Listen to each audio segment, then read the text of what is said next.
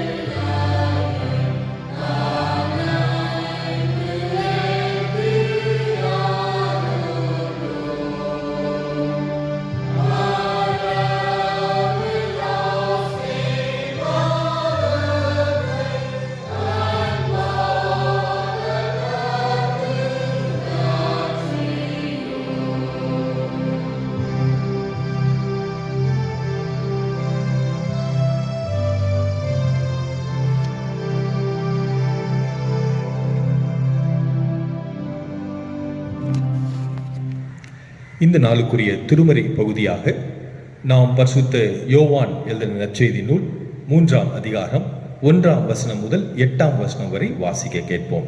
யோவான் 3ஆம் அதிகாரம் 1ஆம் வசனம் முதல் 8ஆம் வசனம் வரை வாசிக்க கேட்போம். வாசிக்க கொடுக்கப்பட்ட வேத வாக்கியம் யோவான் 3ஆம் அதிகாரம் 1 8 முடிய. யூதருக்குள்ளே அதிகாரியான நிக்கதேமு எனப்பட்ட பரிசேயன் ஒருவன் இருந்தான். அவன் காலத்திலே இயேசுவினிடத்தில் வந்து, ரபி, நீர் தேவனிடத்திலிருந்து வந்த போதகர் என்று அறிந்திருக்கிறோம். ஏனெனில் ஒருவனும் தன்னுடனே தேவன் இராவிட்டால் நீர் செய்கிற இப்படிப்பட்ட அற்புதங்களை செய்ய மாட்டான் என்றான். இயேசு அவனுக்கு பிரதித்திரமாக, ஒருவன் மறுபடியும் பிறவாவிட்டால் தேவனுடைய ராஜ்யத்தை காண மாட்டான் என்று மெய்யாகவே உங்களுக்கு சொல்லுகிறேன் என்றார். அதற்கு நிக்கதேமு, ஒரு மனுஷன் முதிர் வயதே இருக்கையில் எப்படி பிறப்பான்? அவன் தன் தாயின் கர்ப்பத்தில் 2ஆம் தரம் பிரவேசித்து பிறக்கக்கூடுமோ என்றான். இயேசு பிரதித்திரமாக, ஒருவன் ஜலத்தினாலும் ஆவியினாலும் பிறவாவிட்டால் தேவனுடைய ராஜ்யத்திலே பிரவேசிக்க மாட்டான் என்று மெய்யாகவே உனக்கு சொல்கிறேன். மாம்சத்தினால் பிறப்பது மாம்சமாயிருக்கும், ஆவியினால் பிறப்பது ஆவியாயிருக்கும். நீங்கள் மறுபடியும் பிறக்க வேண்டும் என்று நான் உனக்கு சொன்னதை குறித்து அதிசயப்பட வேண்டாம். காற்றானது தனது இஷ்டமான இடத்திலே வீசுகிறது, அதன் சத்தத்தை கேட்கிறாய், ஆகிலும் அது என்ன இடத்திலிருந்து வந்ததென்றும் என்ன இடத்திற்கு போகிறதென்றும் உனக்கு தெரியாது. ஆவினால் பிறக்கிறவன் எவனோ அவனும் அப்படியே இருக்கிறான் என்றார். வாசிக்க கொடுக்கப்பட்ட வேத வாக்கியம் வாசித்து முடிந்தாயிற்று. தேவனுக்கே மகிமை உண்டாவதாக. ஆமீன். பிரியமானவர்களே, நாம் ஒவ்வொரு வாரமும் நம்முடைய திருச்சபையை சார்ந்த அன்பர்கள், குறிப்பாக ஐக்கிய சங்கங்களை சேர்ந்தவர்கள் சிறப்பு பாடல்களை பாடி நம்மளை மகிழ்விக்கின்றார்கள். அந்த அடிப்படையில் இன்றைக்கு கிட்ஸ் கேரல்ஸ், கடந்த டிசம்பர் மாதத்திலே நம்முடைய கிறிஸ்து பிறப்பின் பண்டிகையை நாம் விமர்சையாக கொண்டாடினோம். அப்பொழுது மிக சிறப்பாக கிட்ஸ் கேரல்ஸ் நடைபெற்றது. நம்முடைய சபையை சார்ந்த திரளான பிள்ளைகள் பங்கு பெற்று கடவுளை மகிமைப்படுத்தினார்கள். எனவே அதில் பங்கு கொண்ட பிள்ளைகள் இப்பொழுது சிறப்பு பாடலை நமக்காக பாட இருக்கின்றார்கள். அவர்களை உங்கள் சார்பாக அன்போடு கூட வாழ்த்துகின்றேன்.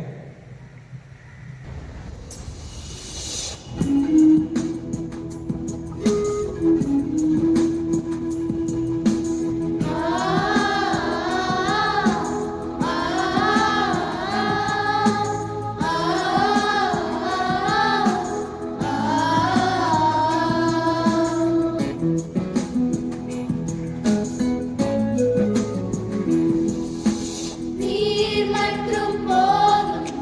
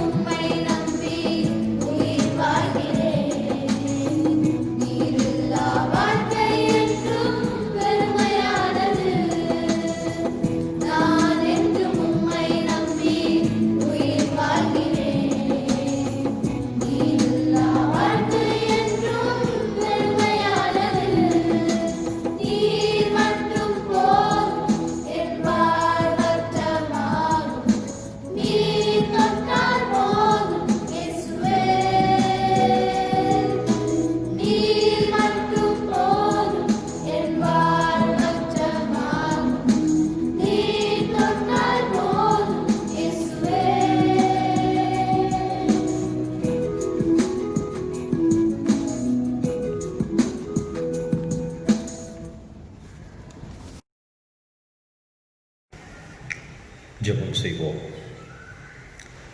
ஆண்டவரே, இதோ உமது திரு பாதத்திலே எங்களை இணைத்துக் கொள்ளுகின்றோம். இப்பொழுதும் இந்த வழிபாட்டிலே உமது தேவ செய்திக்காக நாங்கள் காத்திருக்கின்றோம்.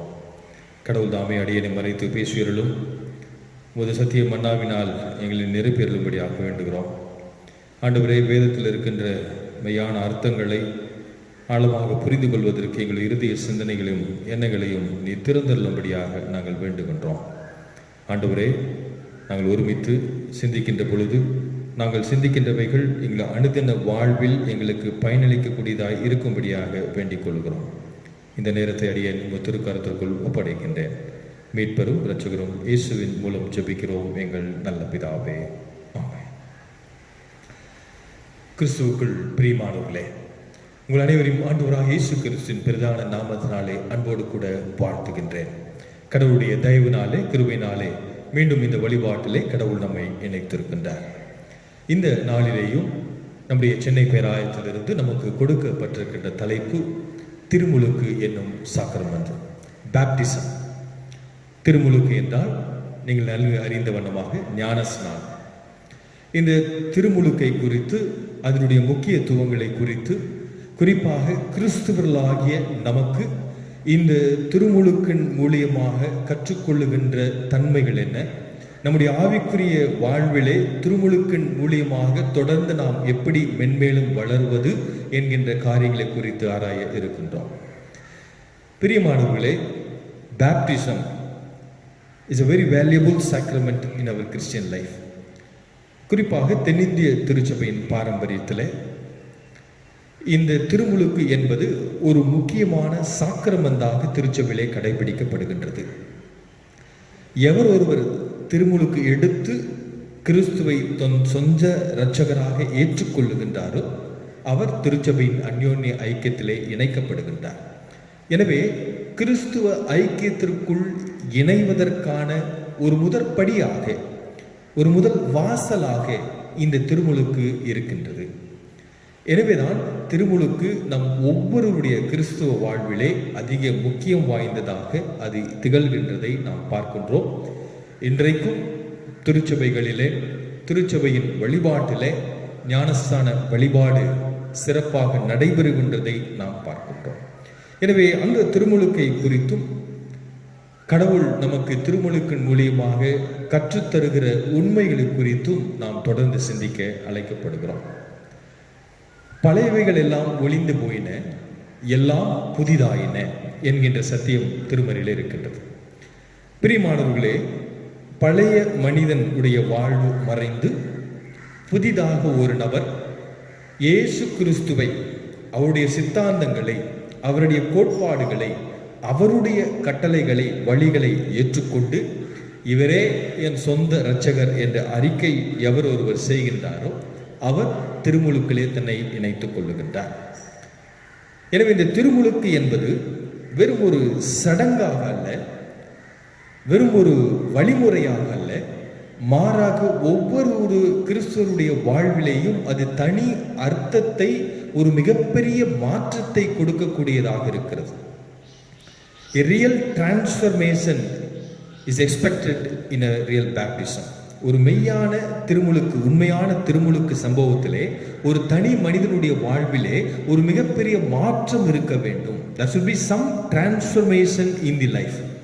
எந்த ஒரு மாற்றமும் இல்லாமல் வெறும் பெயர் சூட்டு விழாவாக திருமுழுக்கை நாம் பார்க்கக்கூடாது. நிறைய நேரங்களில் இன்றைக்கு பாரம்பரிய திருச்சபை சார்ந்த கிறிஸ்துவர்களாகிய நாம் செய்கின்ற தவறு என்னவென்றால், இந்த திருமுழுக்கை நாம் பெயர் சூட்டு விழாவாக பார்த்து விடுகின்றோம். நம்முடைய குழந்தைகளுக்கு பிறந்தவுடனே ஒரு ஆண்டுக்குள்ளாக அந்த முதல் வருடத்தில் நாம் திருச்சபையிலே ஞானஸ்நானம் கொடுக்கிறோம். அந்த நேரத்தில் நாம் பிள்ளைகளுக்கு பெயர் சூட்டுகின்றோம். அப்படி பெயர் சூட்டப்படுவதனாலே அது பெயர் சூட்டு விழாவாக பார்க்கப்படுகின்றதே ஒழிய, அந்த ஞானஸ்நான வழிபாட்டிலே, திருமுழுக்கு வழிபாட்டிலே நாம் எவற்றை இறைவனிடம் வாக்குறுதிகளாக சொல்லுகின்றோம், எந்த செயல்பாடு அங்கே வெளிப்படுகிறது என்பதை பல நேரங்களிலே நாம் உணராதவர்களாக இருந்து விடுகின்றோம். எனவே திருமுழுக்கு பல காரியங்களிலே அது வெறும் சடங்காக பார்க்கப்பட்டு விடுகிறது. ஏனென்றால் ஒரு சிஎஸ்ஐ திருச்சபையிலே நீங்கள் அங்கத்தினராக வேண்டும் என்றால் நீங்கள் திருமுழுக்கு பெற்றிருக்க வேண்டும். எனவே அது ஒரு சடங்காக, ஒரு வழிமுறையாக, அப்படின்னு பார்க்கப்பட்டு நம்முடைய ஆவிக்குரிய வாழ்க்கையிலே அதனுடைய தன்மையை இழந்தவர்களாக நாம் காண முடியும். ஏன்னா அப்படி செய்தோம் என்றால் திருமுழுக்கின் மெய்யான தன்மையை நாம் உணர்ந்து கொள்ள முடியாது. இந்த திருமுழுக்கு முக்கியமான காரியம் நாம் பார்க்கின்ற பொழுது திருமுழுக்கிலே தண்ணீர் பயன்படுத்தப்படுகிறது. We use water for baptizing the people. அப்போ தண்ணீருடைய தன்மை என்னவென்று பார்த்தால், தண்ணீர் அழுக்காய் இருப்பதை தூய்மைப்படுத்துவதற்கு பயன்படுத்தப்படுகின்றது. Water purifies, cleanses. எனவேதான் திருமுழுக்கிலே ஒருவர் தன்னை ஈடுபடுத்திக் கொள்ளுகின்ற போது அவர் பழைய வாழ்வை விட்டு ஒளிந்து மறைத்து புது வாழ்வுக்குள்ளாக பிரவேசிக்கின்றார். அந்த புது வாழ்விலே, அந்த திருமுழுக்கின் அனுபவத்திலே தூய ஆவியானவர் செயல்படுகின்றார். அதுதான் முக்கியம்.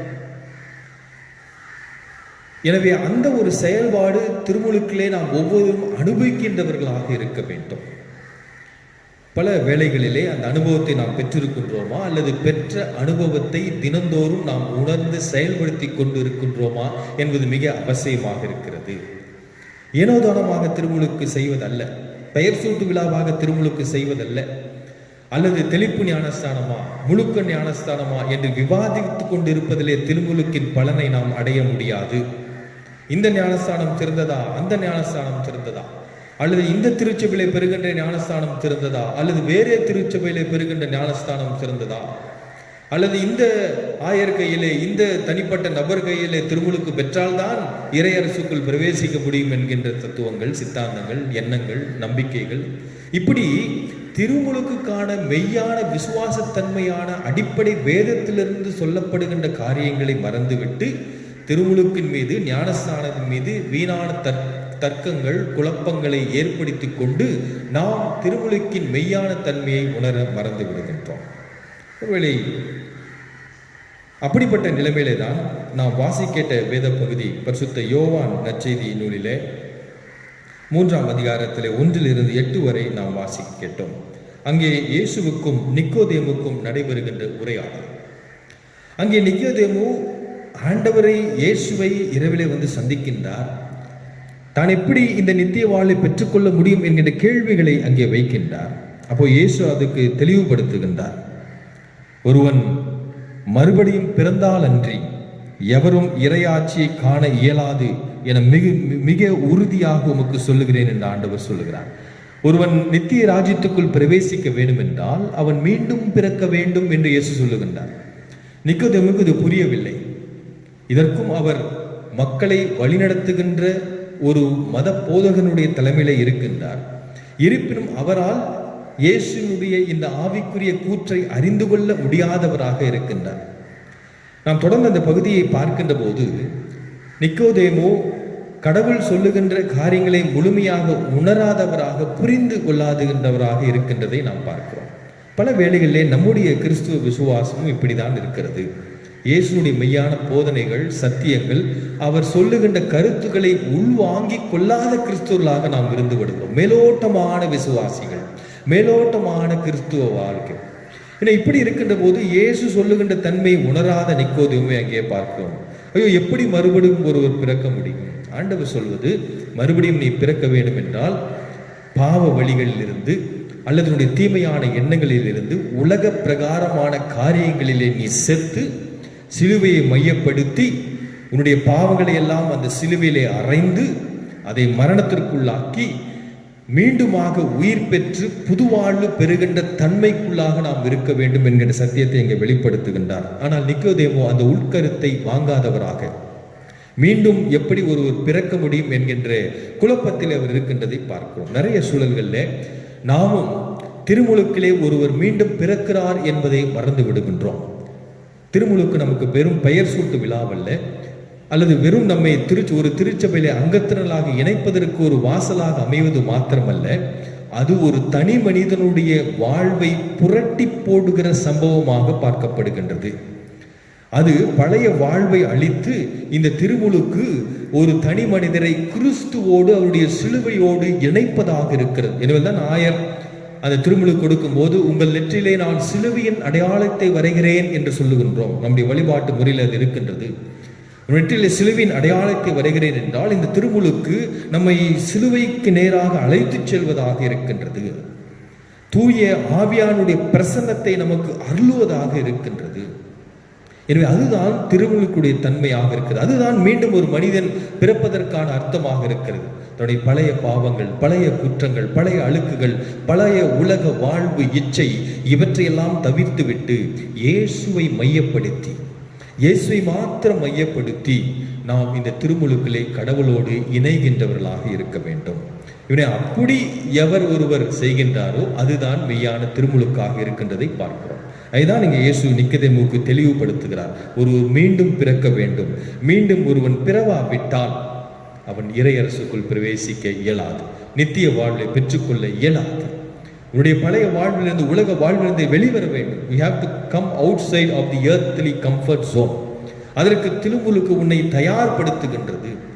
திருமுழுக்கிலே நான் கிறிஸ்துவை என்னுடைய சொந்த இரட்சகர் என்று ஏற்றுக்கொள்ளுகிறேன் என்கின்ற சத்தியங்களை வாக்குறுதியை நாம் கொடுக்கின்ற போது நம்முடைய செயல்பாடுகளும் சிந்தனையும் புதுமையானதாக இருக்க வேண்டும். நம்முடைய அனுதின வாழ்வின் செயல்பாடுகளும் சிந்தனைகளும் கிறிஸ்துவத்தையும் கிறிஸ்துவின் சித்தாந்தங்களையும் கிறிஸ்துவின் சிலுவையையும் பிரதிபலிப்பதாக இருக்க வேண்டும். பெயரிலே கிறிஸ்துவ பெயர்கள், பல்வேறு பெயர்கள், கிறிஸ்துவ பெயர்கள், அலங்காரமான பெயர்கள், பிரம்மாண்ட திருமுழுக்கு திருவிழாக்கள். ஆனால் தனிப்பட்ட வாழ்விலே அந்த திருமுழுக்கு என்ன அர்த்தத்தை கொடுக்கின்றது? நாம் திருமுழுக்கு பெற்றிருக்கிறோம் என்பதை மற்றவர்கள் நம்மை பார்க்கின்ற பொழுது இவர் மெய்யான கிறிஸ்துவர் என்று சொல்ல வைக்கின்றதா? ஏனென்றால் திருமுழுக்கு என்பது கிறிஸ்துவின் மீது வைத்திருக்கின்ற ஒரு தனி மனிதன் அடிப்படை விசுவாசத்தின் வெளிப்படையான செயல்பாடு தோற்றமாக இருக்கிறது. நான் கிறிஸ்துவன் என்பதை மற்றவர்களுக்கு எப்படி காண்பிப்பது? நான் கிறிஸ்துவன் என்பதை மற்றவர்கள் எப்படி பார்ப்பார்கள்? இப்போ திருமுழுக்கு என்பது ஒரு வெளித்தோற்ற செயல்பாடு. ஆமா, இவர் ஞானஸ்தானம் எடுத்தாரு, இவர் இந்த சர்ச்சில் ஞானஸ்தானம் எடுத்தாரு. It is an external action that I am a believer in Christ. நான் கிறிஸ்துனுடைய விசுவாசி என்பதை ஒரு வெளித்தோற்ற செயல்பாடாக இந்த திருமுழுக்கு இருக்கின்றது. அப்படி இருக்கிறது என்றால் அந்த திருமுழுக்கு எவ்வளவு உண்மையானதாக இருக்க வேண்டும், அந்த திருமுழுக்கின் மூலியமாக என்னுடைய வாழ்வு எப்படிப்பட்ட மாற்றத்தை இந்த என்னை காண்கின்றவர்கள் பார்க்க வேண்டும் என்பதை தெளிவுபடுத்த நாம் கடமைப்பட்டிருக்கிறோம். ஒருவேளை அப்படிப்பட்ட அழைப்பு தான் திருமுழுக்கு அருளப்படுகின்றது. அதற்கு ஆதாரமாக பரிசுத்த லூக்கா எழுதின நற்செய்தி நூலிலே 3ஆம் அதிகாரத்தில் வசனங்களை நாம் முதலிலிருந்து நாம் வசனங்களை பார்க்கின்ற போது திருமுழுக்கு யோவான் முழக்கமிடுகின்றார். ஜான் த பேப்டிஸ்ட், திருமுழுக்கு யோவான் ஞானஸ்தானம் பெற வாருங்கள், திருமுழுக்கு பெற வாருங்கள் என்கின்ற அழைப்பை அவர் வனாந்திரத்திலே கூவுகின்ற குரலை நாம் பார்க்கின்றோம். இது ஒரு வித்தியாசமான சூழல். அங்கே ஆண்டவராக இயேசு கிறிஸ்து அவரிடம் திருமுழுக்கு பெறுகின்றார். இங்கே யோவான் ஸ்நானகன் யோர்தான் நதிக்கரையிலே இருந்து, அந்த வனப்பகுதியில் இருந்து தன்னுடைய குரலை எழுப்புகின்றார். வாருங்கள், திருமுழுக்கு பெறுங்கள், கடவுளுடைய ராஜ்யத்துக்குள் உங்களை இணைத்துக் கொள்ளுங்கள் என்கின்ற அறைகோல் அளிக்கப்பட்ட கால் இஸ் ப்ரோக்ளைம்ட். அதை நாம் பார்க்கின்ற போது 3ஆம் வசனத்திலே பாவ மன்னிப்பு அடைய மனம் மாறி திருமுழுக்கு பெறுங்கள் என்று யோர்தான் ஆற்றை அடுத்துள்ள பகுதிகள் அனைத்திற்கும் சென்று யோவான் பறைசாற்றி வந்தான். வனாந்திர வெளியிலே இப்பொழுது நடப்பது போலல்ல. அங்கே திருமுழுக்கு வனாந்திர வெளியிலே, திருச்சபையிலோ அல்லது கட்டிடங்களுக்குள்ளாக மாலாக திருமுழுக்கின் அழைப்பு என்பது வனாந்தரத்திலே கொடுக்கப்படுகின்றது. It's open call to everyone in the nature. இயற்கை சூழலிலே கிறிஸ்துவை தேடி வாருங்கள், நல்வழி படித்துக் கொள்ளுங்கள் என்ற அழைப்பு கொடுக்கப்படுகின்றது. The call for baptism is everywhere. இந்த பகுதியை நாம் புரிந்து கொள்ளுகின்ற பொழுது இந்த யோவான் ஸ்நானனுடைய திருமுழுக்கின் அழைப்பு வெளியே இருந்து, இயற்கை சூழலிலே இருந்து அனைவரும் பங்கு பெறுகின்ற அளவிலே அனைவருக்குமான ஒரு அழைப்பாக இருக்கின்றது. குறிப்பிட்டோருக்கு மாத்திரமான அழைப்பல்ல. ஒருவேளை இன்றைக்கு திருச்சபையிலே நாம் திருமுழுக்கின் அழைப்பை கொடுக்கின்றோம். ஆனால் மாறாக அன்று அது வெளியே இருந்து அந்த அழைப்பு வருகின்றதை பார்க்கிறோம். அனைவருக்குமான அழைப்பு, அனைவருமாக நீங்கள் வாருங்கள், பாவமன்னிப்பை பெற்றுக்கொள்ளுங்கள் என்ற அழைப்பை இறைவாக்கினர் அங்கே வைக்கின்றார். எனவே அப்படிப்பட்ட ஒரு அழைப்பு கொடுக்கப்படுகின்றது. அங்கே தம்மிடம் திருமுழுக்கு பெற புறப்பட்டு வந்த மக்கள் கூட்டத்தை கண்டு யோவான் அங்கே அவர் மக்களை அழைக்கின்றார். அப்போது அழைக்கின்ற அந்த தொனியை நாம் பார்க்க வேண்டும். வாருங்கள், திருமுழுக்கு பெற்றுக்கொள்ளுங்கள், பாவ மன்னிப்பு அடைய மனமாறி திருமுழுக்கு பெற்றுக்கொள்ளுங்கள் என்று சொல்லுகின்றார். மீண்டும் 7வது வாக்கியத்தை படிக்கின்ற போது, தம்மிடம் திருமுழுக்கு பெற புறப்பட்டு வந்த மக்கள் கூட்டத்தை கண்டு யோவான், விரியன் பாம்பு குட்டிகளே, வரப்போகும் சினத்திலிருந்து தப்பிக்க இயலும் என உங்களிடம் சொன்னவர் யார்? மனம் மாறியவர்கள் என்பதை அதற்கேற்ற செயல்களால் காட்டுங்கள். மிக கடினமான வார்த்தையிலே மக்களை அழைத்து அங்கே திருமுழுக்கு கொடுக்கப்படுகின்றது. விரியன் பாம்பு குட்டிகளே, அது எவ்வளவு கடுமையான ஒரு சொல். வரப்போகும் கோபத்திற்கு தப்பிக்க இயலும் என்று உங்களுக்கு கற்பித்தவன் யார் என்று ஒரு கடினமான சொல்லை முன்வைத்து யோவான் ஸ்நானகன் அழைக்கின்றார். அப்படிப்பட்ட ஒரு அழைப்பு தான் அந்த திருமுழுக்கு அங்கே கொடுக்கப்படுகின்றது. ஏனென்றால் அங்கே வருகின்ற மக்களுடைய எண்ணங்களையும் சிந்தனைகளையும் ஆராய்ந்து மிக தைரியமாக ஆண்டவருடைய இறைவாக்கினர் இப்படிப்பட்ட செயல்பாடிலே தன்னுடைய அறைகோலை விடுகின்றார். அப்போ ஒரு மிக திட்டவட்டமாக சொல்லுகின்றார், நீங்கள் வெறும் வாய்ஜாலத்தினாலோ அல்லது வெளிப்படத்தோ விசுவாச வாழ்வின் தோற்றத்திற்காகவோ திருமுழுக்கு பெறுவதிலே அர்த்தமல்ல. மாறாக நீங்கள் இங்கே வந்து திருமுழுக்கு பெறுகிறீர்கள் என்றால் அது உங்களுடைய செயல்பாட்டிலே நீங்கள் காட்ட வேண்டும். திட்டவட்டமாக சொல்லுகிறார். மனம் மாறியவர்கள் என்பதை அதற்கேற்ற செயல்களால் நீங்கள் காட்டுங்கள். ஏனென்றால் அவரை சுற்றி வந்த பரிசேயர்கள் சதுசேயர்கள் அவர்கள், நாங்கள் ஆபிரகாமுடைய பிள்ளைகள், எங்களுடைய பிறப்பிலேயே நாங்கள் இறையாட்சிக்குள் சென்று விடுவோம், நித்திய வாழ்வுக்குள் சென்று விடுவோம் என்கின்ற எண்ணத்திற்குள்ளாக, மேட்டிமையான எண்ணத்திற்குள்ளாக இருக்கின்றார்கள். அப்போ யோவான் ஸ்நானகன் சொல்லுகிறார், உங்களுடைய பிறப்பினால் அல்ல, நீங்கள் எந்த குலத்திலே யூத குலத்திலே பிறந்ததால் மாத்திரம் நீங்கள் நித்திய வாழ்வுக்குள்ளாக பிரவேசிக்க இயலாது. மாறாக நீங்கள் உங்களுடைய பாவங்களை குற்றங்களை அறிக்கை செய்கின்றவர்களாக இருக்க வேண்டும். அதோடு மாத்திரமல்ல, நற்காரியங்களை உங்களுடைய வாழ்வின் செயல்களிலே நீங்கள் வெளிப்படுத்துகின்றவர்களாக இருக்க வேண்டும் என்று சொல்லுகின்றார். ஏன்னா அப்படி நீங்கள் செய்து திருமுழுக்கு எடுத்தால் தான் அது மெய்யான உண்மையான அர்த்தமுள்ள திருமுழுக்காக இருக்கும் என்று யோவான் நமக்கு புரிய வைக்கின்றான். எனவே வெறும் அது சடங்கல்ல, நீங்க இந்த காரியத்தை செய்தால் நீங்கள் பாவம் தப்பித்து விடலாம் என்பதல்ல. மாறாக திருமுழுக்கிலே பங்கு பெற்றால் உன்னுடைய எதிர்கால வாழ்வு கிறிஸ்துவின் நெறிமுறைகளுக்கு உட்பட்ட வாழ்வாக இருக்க வேண்டும். உன்னுடைய செயல் அதை காட்ட வேண்டும். அதான் திட்டவட்டமாக சொல்லப்படும். திருமுழுக்கில் நான் ஞானஸ்தானம் எடுத்துட்டேன், நான் இந்த சர்ச்சில் பெரிய மெம்பராக இருக்கிறேன், என்னுடைய மூதாதையர் இந்த திருச்சபையை சார்ந்தவர்கள், நான் தான் இந்த திருச்சபையை கட்டி எழுப்பினேன். இன்றைக்கும் பாரம்பரிய பேச்சு நாம் திருச்சபையில் கேட்க முடியும். அன்றைக்கு யூத மக்கள் அதை தான் பேசுகிறார்கள். அதான் அவர் யோவான் தெளிவாக சொல்கிறாரு, நாங்கள் ஆபிரகாம் எங்களுக்கு தந்தை என உள்ளத்தில் சொல்லி தொடங்காதீர்கள், இக்கற்களிலிருந்து ஆபிரகாமுக்கு பிள்ளைகளை தோன்ற செய்ய கடவுள் வல்லவராய் இருக்கிறார். It is not that what you carry. அதாவது நாங்கள் இந்த பரம்பரையை சார்ந்தவர்கள், இந்த குடும்பத்தை சார்ந்தவர்கள், மேன்மையானவர்கள் நினைத்துக் கொள்வதில்லை. அதனாலே நீ நித்திய வாழ்வை பெற்றுக்கொள்ள இயலாது.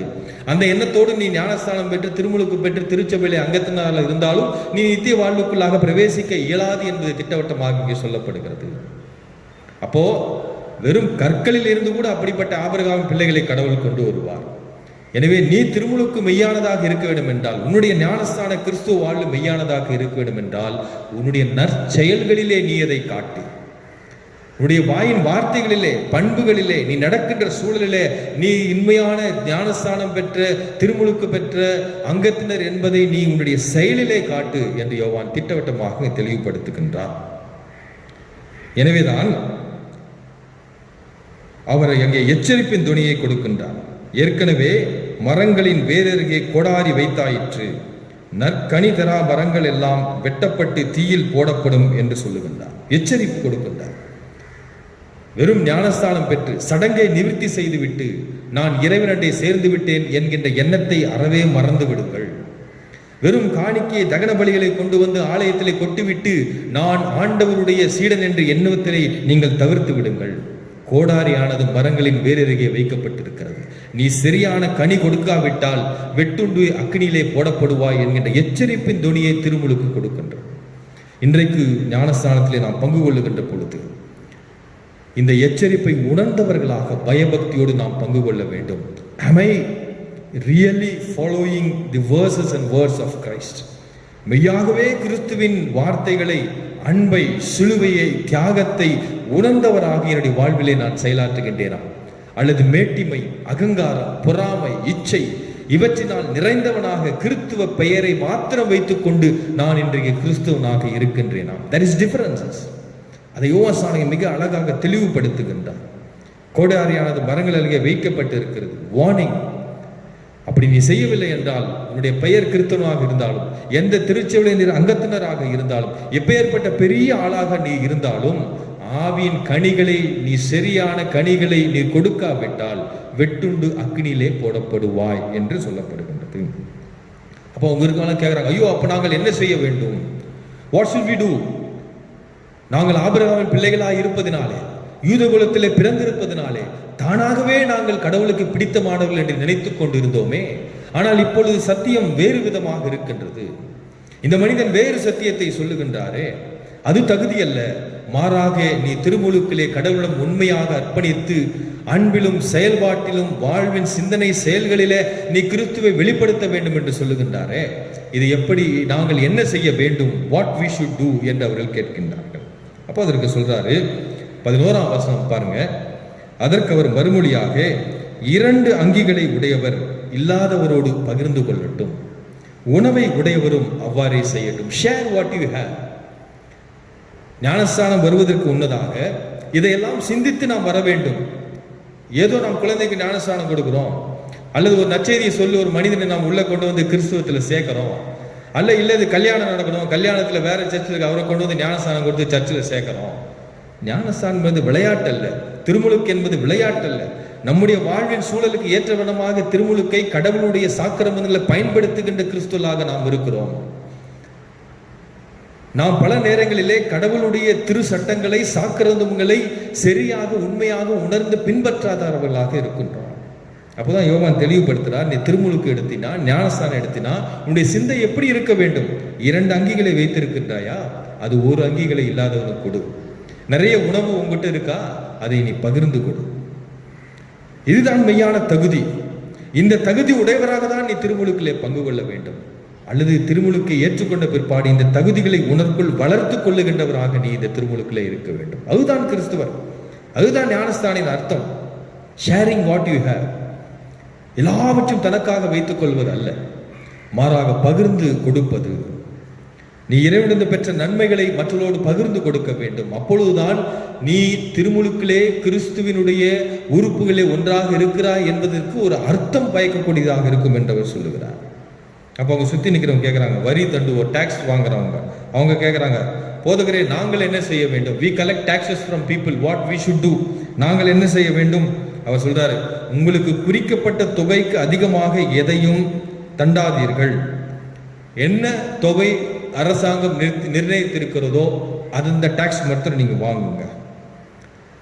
we are in so many business. கடவுள் நம்மை வெவ்வேறு அதிகாரிகளாக வைத்திருக்கிறார். வெவ்வேறு இடங்களிலே தொழில் ரீதியாக கடவுள் நம்மை உயர்த்தி ஆங்காங்கே அமர வைத்திருக்கின்றார். அப்படி செய்கின்ற போது இருக்கின்ற போது மெய்யான ஞானஸ்நானம் திருமுழுக்கு எடுத்த கிறிஸ்தவராக இருந்தால் நீ நியாயமாக நடந்து கொள்ள வேண்டும். அநியாயமாக பணம் வாங்குகின்றவராக அல்ல. மாறாங்க மிக சரியாக சொல்கிறார், அவர் உங்களுக்கு குறிக்கப்பட்ட தொகைக்கு அதிகமாக எதையும் நீங்கள் வாங்காதீர்கள். Don't get extra money from people. Don't get extra taxes from people. Don't cheat people. நிறைய நேரங்களில் அதிகாரம் நம்முடைய கைகளில் இருப்பதினாலே, பதவி நம்முடைய கைகளிலே இருப்பதினாலே ஏழை எளிய மக்கள் அறியாதவர்களை ஏமாற்ற நினைக்கின்றோம்.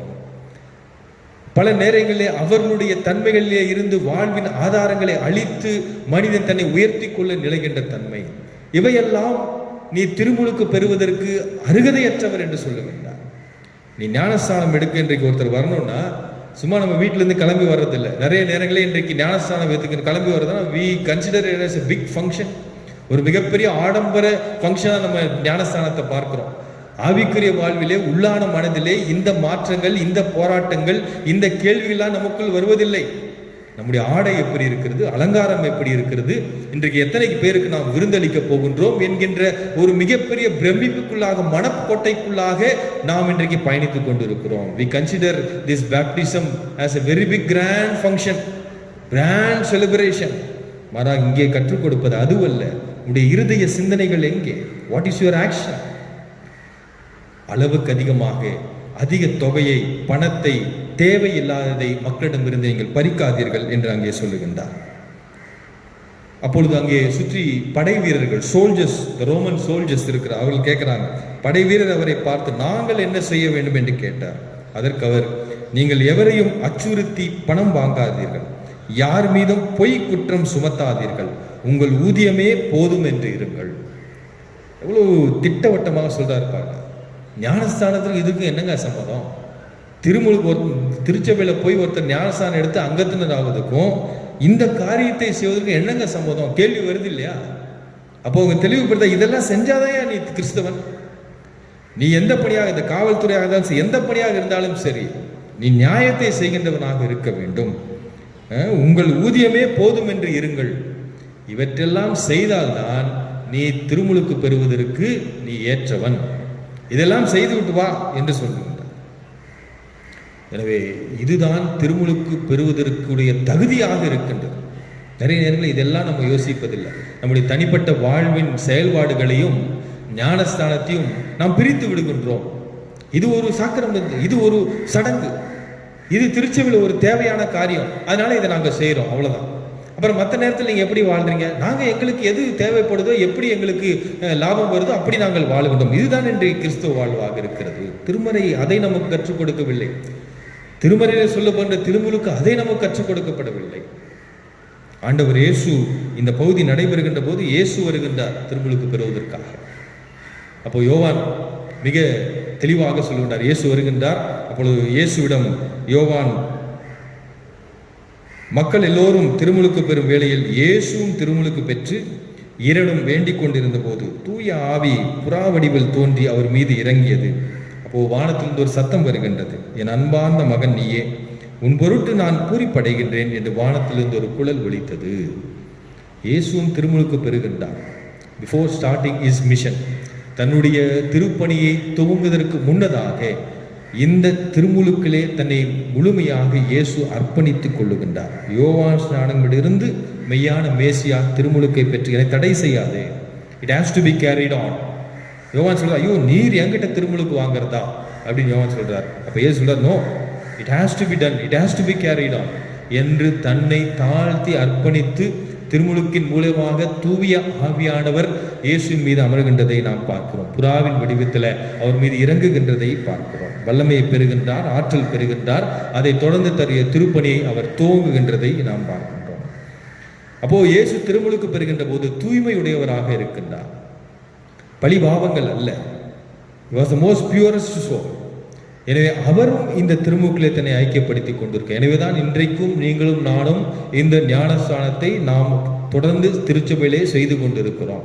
அப்படி செய்கின்ற பொழுது இதனுடைய உள்ளான அர்த்தத்தை உணர்ந்து, யோவான் ஸ்நானன் கற்றுக் கொடுத்திருக்கின்ற காரியங்களை உணர்ந்து, நம்முடைய வாழ்வின் செயல்முறைகளிலே, செயல்பாட்டிலே இதை நாம் பிரதிபலிக்கின்றவர்களாக இருக்க வேண்டும். எனவேதான் திருமுழுக்கு என்பது முழுமையாக ஒரு மனிதனை மாற்றுவதாக இருக்கின்றது. பழையவைகளை அழித்து புதிய கிறிஸ்துவ எண்ணங்களை நமக்குள் ஊட்டுவதாக இருக்கின்றது. அதை நாம் அழகாக தெளிவாக புரிந்து கொள்ள அழைக்கப்படுவோம். திருத்துதர் பணிகள் அப்போஸ்தலர்களின் 9ஆம் அதிகாரத்தை நீங்கள் பாருங்கள்.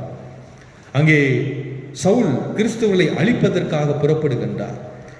கிறிஸ்துவர்களை அழித்து அவர்களை ஒன்றுமில்லாமல் ஆக்க வேண்டும் என்கின்ற அதிகாரத்தை பெற்றுக்கொண்டு அவர் பயணிக்கின்றார். அப்போ அப்போஸ்தலர் 9ஆம் அதிகாரத்தில் அங்கே அவருடைய அழைப்பை பார்க்கிறோம், இயேசு அவரோடு பேசுகின்றதை பார்க்கிறோம்.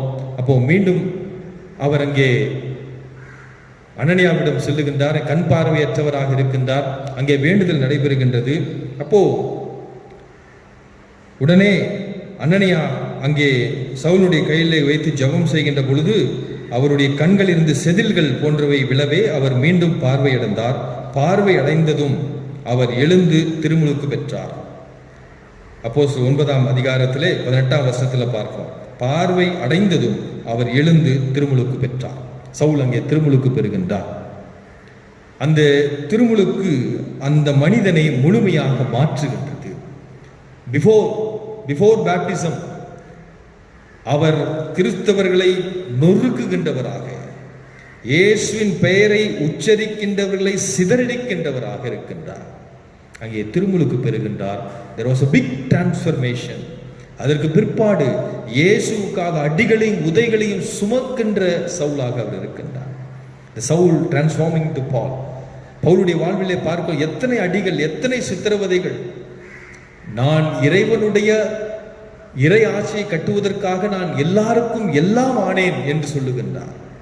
தன்னுடைய படிப்பு, தன்னுடைய அதிகாரம், தன்னுடைய தகுதி, உலக காரியமான பெருமைகள் இவை எல்லாவற்றும் இழந்தவராக திருமுழுக்குக்கு முன் திருமுழுக்கு பின் என்று பவுலுடைய வாழ்வை பார்க்கின்ற பொழுது இயேசுவை எதிர்த்தவராக திருமுழுக்கு முன்னாக இருக்கின்றார். பிற்பாடு இயேசுவை ஏற்றுக்கொண்டு உலகத்தை எதிர்க்கின்றவராக அவர் தன்னுடைய வெற்றி பயணத்தை தொடர்கின்றார். இது அந்த கம்ப்ளீட் டிரான்ஸ்ஃபர்மேஷன். அப்போ ஒருத்தர் ஞானஸ்தானம் எடுத்தால், திருமுழுக்கு எடுத்தால், இப்படிப்பட்ட செயல்பாடை செய்து கிறிஸ்துவுக்கு உண்மையுள்ள வாழ்கின்ற சீடர்களாக நாம் இருக்க வேண்டும். நம்முடைய வாழ்வு அப்படி இருக்கின்றதா? நான் பவுலை போல அப்படி நான் மாற்றம் அடைந்திருக்கிறேன் என்று நாம் சொல்ல முடியுமா? உறுதிப்பாடாக நிச்சயமாக நாம் அதை மேலோங்கி சொல்ல முடியுமா? பெயர்களிலே நாம் கிறிஸ்துவ பெயரை வைத்திருந்தால் மட்டும் போதாது. நம்முடைய பிள்ளைகளுக்கு வித்தியாசமான அழகான கிறிஸ்துவ பெயர்களை சூட்டினால் மட்டும் போதாது. மாறாக இந்த திருமுழுக்கு கடவுளோடு என்னை மெய்யாக இணைக்கின்ற தருணமாக இருக்கின்றது. இந்த தண்ணீரிலே நான் என்னை இணைத்துக் கொள்ளுகின்ற பொழுது நான் தூய்மையாக்கப்படுகிறேன். என்னுடைய கருமையான அசிங்கமான எண்ணங்கள் எல்லாம் மாறி இறைவனுக்காக முழுமையாக இணைக்கப்பட்டவனாக பவுல் சொல்றாரு இல்லையா, நான் எதை கொண்டு மேன்மை பாராட்ட முடியாது. என்னுடைய படிப்பை கண்டோ, நான் பிறந்த குலத்தை கொண்டோ, எதை கண்டும் நான் மேன்மையை பாராட்ட விரும்பவில்லை. ஆண்டவராகிய இயேசு கிறிஸ்துவின் சிலுவை மாத்திரமே நான் மேன்மை பாராட்டுவேன். That is a true baptism life. அதுதான் திருமுழுக்கிலே இயேசுவை ஏற்றுக்கொண்டு அவரை மாத்திரம் உயர்த்துகின்ற தன்மையை பிரதிபலிக்கின்ற காரியமாக இருக்கிறது. அதான் அப்போஸ்தலனாகிய பவுல் அங்கே தெளிவுபடுத்துகின்றார். அவருடைய வாழ்வு மிகப்பெரிய உதாரணமாக நமக்கு இருக்கின்றது. இயேசுனுடைய வாழ்வு மிகப்பெரிய உதாரணமாக நமக்கு இருக்கின்றது. இன்றைக்கும் பிரியமானவர்களே, வீணான சஞ்சலுக்குள் பிரவேசித்துக் கொண்டு சிஎஸ்ஐ திருச்சபையில் ஒரு ஞானஸ்தானம், வெளியே வேற திருச்சபையில் ஒரு ஞானஸ்தானம், எதற்கு இத்தனை ஞானஸ்தானங்கள்? ஒரு பயனும் இல்லை. ஆத்துல ஒரு ஞானஸ்தானம், குளத்துல ஒரு ஞானஸ்தானம், தெளிப்பு ஞானஸ்தானம், அலங்கழிக்கின்ற விசுவாசிகளாக இன்றைக்கு இருந்து கொண்டிருக்கிறோம். We run here and there without realizing the real meaning of baptism. வாழ்க்கையிலே மெய்யான மாற்றத்தை காட்ட முடியாதவர்கள் 100 முறை தண்ணீரிலே முங்கி எழுந்தாலும் ஒரு பயனும் இல்லை. அந்த ஞானஸ்தானத்தின் அர்த்தம் புலப்படாமல் போய்விடுகின்றது. நாம் ஞானஸ்தானத்தை விளையாட்டாக எண்ணுகிறோம். We try to cheat God. கடவுளையே ஏமாற்றுகின்ற அளவுக்கு இன்றைக்கு விசுவாசிகள் நாம் இருந்து விடுகிறோம். அதுவல்ல. மெய்யான மாற்றம் என்பது திருமுழுக்கிலே நாம் நம்மை இணைத்துக் கொள்ளுகின்ற பொழுது என்னுடைய எல்லா குற்றங்களையும் குறைகளையும் இறைவனிடம் ஒப்படைத்து விட்டேன். இப்போது நான் புது மனிதனாக இருக்கிறேன், மீண்டும் பிறந்திருக்கின்றேன். I am reborn. கடவுளுடைய வார்த்தைகள், அவருடைய சத்தியங்கள், இயேசுடைய சித்தாந்தங்கள், செயல்பாடுகள், கோட்பாடுகள் இவை மாத்திரமே எனக்குள் நீடித்திருக்கிறது என்கின்ற அந்த ஆணித்தரமான எண்ணம் நமக்குள்ளாக இருக்க வேண்டும். அப்போஸ்தலனாகிய பவுல் அதை நமக்கு தெளிவுபடுத்துகிறார். எனவே அப்படிதான் இந்த திருமுழுக்கு வாழ்வு அமைவதாக இருக்க வேண்டும். பிரியமானவர்களே, இன்றைக்கும் நாம் திருமுழுக்கிலே ஈடுபடுகின்ற பொழுதெல்லாம் அல்லது மற்றவர்கள் நம்மை பார்க்கின்ற பொழுது மெய்யாகவே இவர் ஞானஸ்தானம் எடுத்தவர், திருச்சபையின் ஐக்கியத்திலே மெய்யான கிறிஸ்துவராக இருக்கின்றார் என்று நம்முடைய வெளிப்புற செயல்பாடுகளை அடையாளம் கண்டு அவர்கள் நம்மை மெய்யானவர்கள் என்று அறிந்து கொள்ள வேண்டும். அது நம்முடைய எண்ணங்கள், பேச்சுகள், செயல்பாட்டிலே வெளிப்படுத்துகின்றவர்களாக இருக்க வேண்டும். அப்படிப்பட்ட அர்ப்பணிப்பின் வாழ்வை நாம் வெளிப்படுத்துவோம். அதை தான் திருமுழுக்கு திருமுறையிலே நமக்கு கற்றுக் கொடுக்கிறது. எல்லாம் வல்ல இறைவன் அத்தகைய தன்மையை நாம் தொடர்ந்து செயல்படுத்த நமக்கு கிருபை தருவாராக. கடவுள் தாம் இந்த திருவசனங்களை ஆசீர்வதிப்பாராக. தலையை தாழ்த்தி கண்களை மூடி ஜெபம் செய்வோம். ஆண்டவரே, நீர் திருமுழுக்கின் மூலியமாக எங்களை உம்மோடு இணைக்கின்ற இறைவனாக இருக்கின்றீர். உலக வாழ்வில் இருந்து எங்களை பிரித்தெடுத்து தூய நீரினால் பரிசுத்தப்படுத்தி பரிசுத்த ஆவியானவர் எங்களுக்குள் அசைவாடி வெற்றி சின்னமாம் சிலுவையை எங்கள் நெற்றியிலே நாங்கள் தரித்தவர்களாக இந்த திருமுழுக்கு எங்களை புது மனிதர்களாக மாற்றுகின்றது. எங்களுடைய பழைய வாழ்வு, பழைய அடையாளங்கள், இந்த உலகத்திலே பெருமை எதுவோ பகட்டு எதுவோ அதை நாடி செல்லுகின்ற எண்ணங்கள், இவை எல்லாவற்றையும் உடைத்தெறிந்து இந்த ஞானஸ்நானம், இந்த திருமுழுக்கு எங்களுக்கு தாழ்மையை, பொறுமையை, அன்பை, தூய ஆவியானுடைய செயல்பாடை, கடவுளுடைய அனுக்கிரகத்தை கற்றுக் கொடுப்பதாக இருக்கின்றது. எங்களுடைய அனுதின வாழ்விலே நாங்கள் தொடர்ந்து கிறிஸ்துவ நெறிமுறைப்படி வாழ்கின்றவர்களாக நாங்கள் அழைக்கப்படுகின்றோம். ஆண்டவரே, அப்படிப்பட்ட அனுபவத்தை எங்களுக்கு நீ தந்தருளும்படியாக நாங்கள் வேண்டிக் கொள்ளுகிறோம். எங்களை பரிசுத்தப்படுத்தும், தூய்மைப்படுத்தும், ஆட்கொள்ளும். மீட்பரும் இரட்சகரும் இயேசுவின் மூலம் ஜெபிக்கிறோம் எங்கள் ஜீவனுள்ள நல்ல பிதாவே, ஆமென். நாம் தொடர்ந்து கடவுளை மகிமைப்படுத்துகின்ற வண்ணமாக கீர்த்தனைகளிலே 251வது பாடலை பாடுவோம். கீர்த்தனை எண் 251.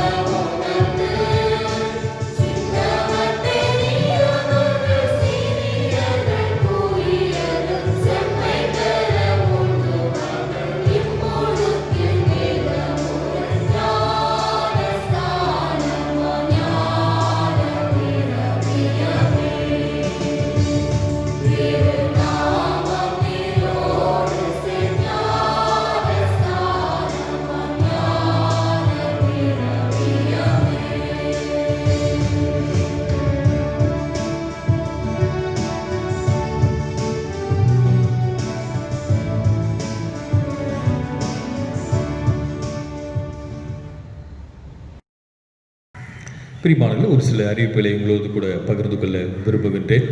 குறிப்பாக இந்த வாரத்திலே தன்னுடைய பிறந்த நாளையும் திருமண நாளையும் கொண்டாடுகின்ற அன்பர்களை மகிழ்வோடு கூட திருச்சபையாக வாழ்த்துகிறோம். இறைவனுடைய பிரசன்னம், கிருபை உங்களை ஆசீர்வதித்து பாதுகாப்பதாக. அதிவேணமாக நாம் கடந்த வாரங்களிலே சந்தா செலுத்துவதை குறித்து தொடர்ந்து அறிவித்து வருகிறோம். நீங்கள் பலர் திருச்சபைக்கு வந்து உங்களுடைய சந்தாவை செலுத்தியிருக்கிறீர்கள். இன்னும் செலுத்தாதவர்கள் நீங்கள் விரைவாக திருச்சபைக்கு வந்து உங்களுடைய சந்தாவை செலுத்தும்படி அன்போடு வேண்டிக் கொள்ளுகின்றோம். கடவுள் உங்களை தொடர்ந்து ஆசீர்வதிப்பாராக.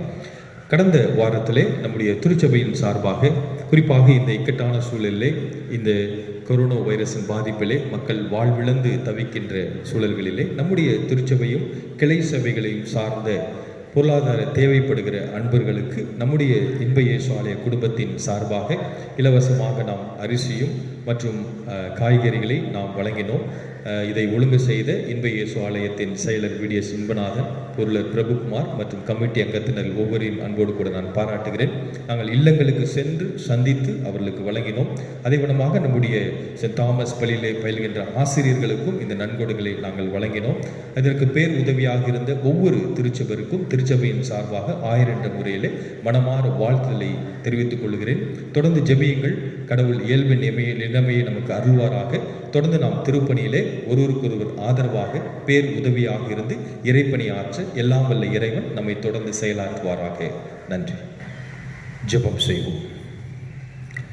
அன்பின் ஆண்டவரே, இதோ இப்பொழுதும் இந்த பரிசுத்த ஓய்வு நாளிலே இந்த வழிபாட்டிலே நாங்கள் பங்கு கொள்ள, உம்மை துதித்து பாட, ஒரு சத்திய வசனங்களை வாசிக்க, கேட்க, அதை தியானிக்க நீர் கொடுத்த இந்த நேரத்திற்காக நன்றி செலுத்துகிறோம்.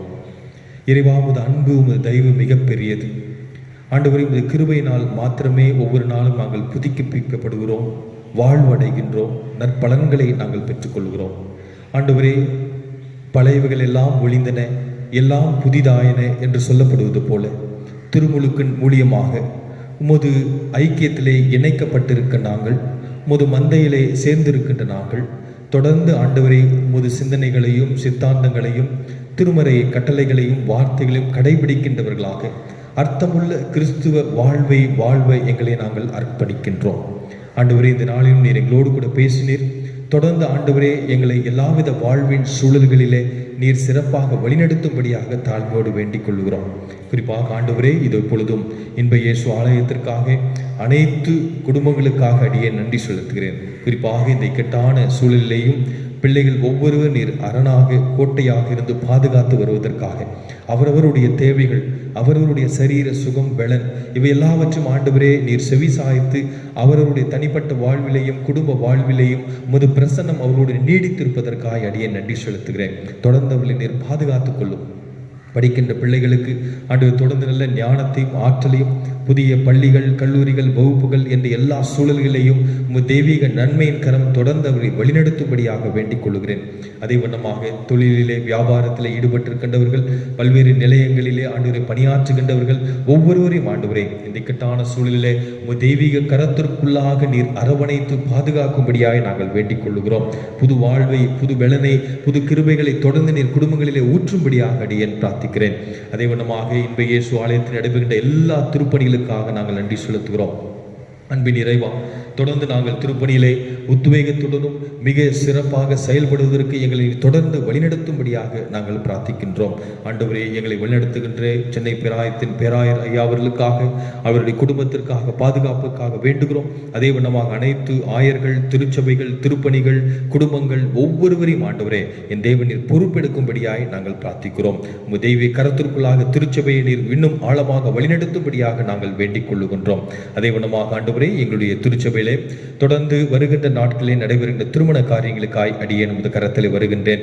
இந்த திருமணத்திலே இணையம் இருக்கின்ற பிள்ளைகளை நீர் ஆசீர்வதிக்கும்படியாக வேண்டுகிறோம். ஒருவேளை எந்த இடையூறுகள், ஆண்டவரே எந்த தடைகள், இந்த கொள்ள நோயின் காரியங்கள் இவையெல்லாம் பிள்ளைகளை ஆண்டவரே எந்த சங்கடத்துக்குள் ஆக்காதபடிக்கு ஆண்டவரே மகிழ்வுடனும் நிறைவுடனும் இந்த திருமண காரியங்களை நீ நடத்தி தரும்படியாக நாங்கள் வேண்டிக் கொள்கிறோம். குறிப்பாக ஆண்டவரே 2 குடும்பங்களை இந்த கரத்திலே ஒப்படைக்கின்றேன். ஆண்டவரே, சகோதரர் திரு தேவதாஸ் மற்றும் திருமதி சுசீலா தேவதாஸ் அவருடைய மகள் ரெஜுலா பாக்கியம் அவர்களுக்கும், திரு ராபின் டேனியல் மற்றும் நான்சி அவர்களுடைய மகன் ரான்சன் பிராங்க் அவர்களுக்கும் நடக்கின்ற திருமணத்தை நீர் ஆசீர்வதித்தருளும். அவர்களை தொடர்ந்து எல்லாவித வாழ்வின் சூழல்களை நீர் பாதுகாத்து இந்த பரிசுத்த மெய்வாவும் சிறப்பாய் நடைபெறுவதற்கு நீ கிருபை பாராட்டும்படியாக கொண்டாடுகின்றோம்.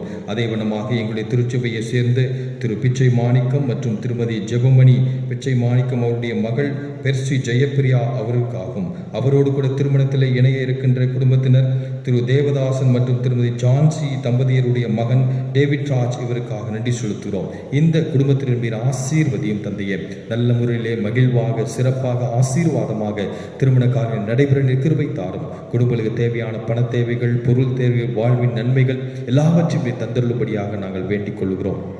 தொடர்ந்து ஆண்டவரே, குடும்பங்களை நேசிக்கின்றவர், வழிநடத்துகின்றவர், எல்லாவித நன்மையின் கரத்தினால், பாதுகாக்க கரத்தினால் எங்கள் ஒவ்வொரு ஜெபங்களையும் வேண்டுதலையும் விண்ணப்பத்திற்கும் நீ செவிசாய் தருளும்படியாக நாங்கள் வேண்டிக் கொள்கிறோம். இவை எல்லாவற்றையும் ஆண்டவரே உமது திருபாதத்திலே நாங்கள் சமர்ப்பிக்கிறோம். நீர் தொடர்ந்து பாதுகாத்துக் கொள்ளும், வழிநடத்தும். மீட்பெரும் இரட்சகரும் இயேசுவின் மூலம் ஜெபிக்கிறோம் எங்கள் ஜீவனுள்ள நல்ல பிதாவே, ஆமேன். நாம் இறையாசியை பெற்றுக்கொள்வோம். நம்முடைய ஆண்டவராகிய இயேசு கிறிஸ்துவின் கிருபையும் பிதாவாகிய தேவனுடைய அன்பும் தூய ஆவியின் ஐக்கியமும் சந்தோஷமும் சமாதானமும் நம்மோடும் நம்முடைய வாழ்வோடும் இன்றும் என்றும் சதா நாட்களும் தங்கியிருப்பதாக. ஆமென்.